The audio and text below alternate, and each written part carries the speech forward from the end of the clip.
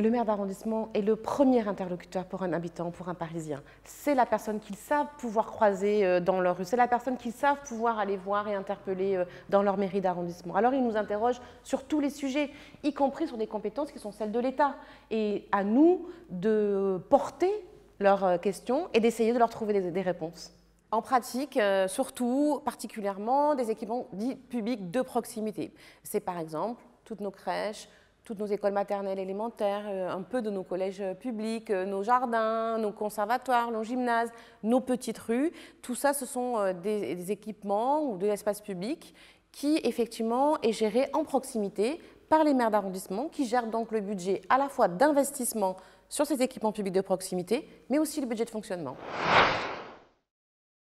Nous travaillons effectivement à la construction de ces budgets très en amont et nous avons de nombreux échanges en interne à la ville avec les services techniques, avec les adjoints à la maire de Paris sur chacun des secteurs, mais aussi et beaucoup avec nos concitoyens par le biais des instances de démocratie locale que sont nos conseillers de quartier, mais aussi dans un dialogue direct avec par exemple les associations d'usagers dans nos équipements sportifs, culturels.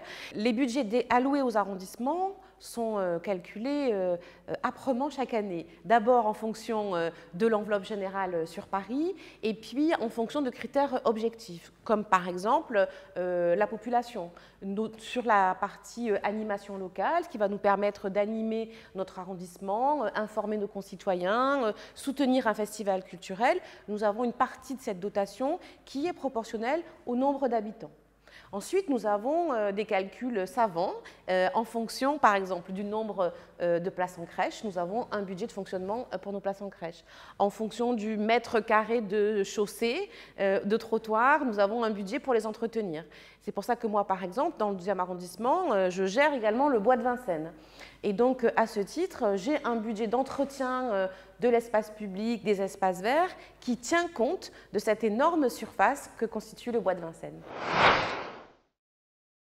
Le fait qu'en mairie d'arrondissement, nous ayons de plus en plus de pouvoir de décision sur nos budgets nous amène aussi à plus de transparence et de la proximité dans la gestion de ces budgets. Et donc, chaque année, nous présentons ces orientations budgétaires et leur mise en œuvre lors de nos séances de conseil d'arrondissement. Et donc, tous les élus de nos conseils d'arrondissement peuvent avoir accès à ces informations, notamment sur l'état spécial d'arrondissement, qui leur permet d'évaluer la manière dont la maire d'arrondissement et son exécutif utilisent les crédits qui lui ont été alloués. Et je trouve que c'est une procédure qui peut-être contribuera à renforcer la confiance que pourraient avoir nos habitants dans les élus de proximité que nous sommes. Les maires d'arrondissement interviennent pour le coup très directement puisqu'ils sont automatiquement, le jour de leur élection, ils deviennent présidents des caisses des écoles, qui sont des établissements publics autonomes. Et donc, pour le coup, ils sont les seuls responsables, y compris pénalement d'ailleurs, du budget de la caisse des écoles. Alors, qu'est-ce qu'elle fait, la caisse des écoles? Principalement, sa mission première, c'est le repas de la cantine. La cantine de toutes les écoles, maternelles et élémentaires, mais éventuellement les collèges publics de son arrondissement. Donc, pour le 12e, par exemple, chaque jour, ma caisse des écoles prépare 10 000 repas. C'est 8 millions d'euros de budget annuel et c'est donc un investissement, une responsabilité considérable qui mobilise près de 200 salariés, qui préparent tous les jours dans les cuisines les repas et qui aussi décident de l'orientation sur la qualité de l'alimentation, ce qu'on propose aux enfants tous les jours. Combien de pourcentage de nourriture biologique, par exemple? Dans le 12e, c'est plus de 50% depuis plus d'un an.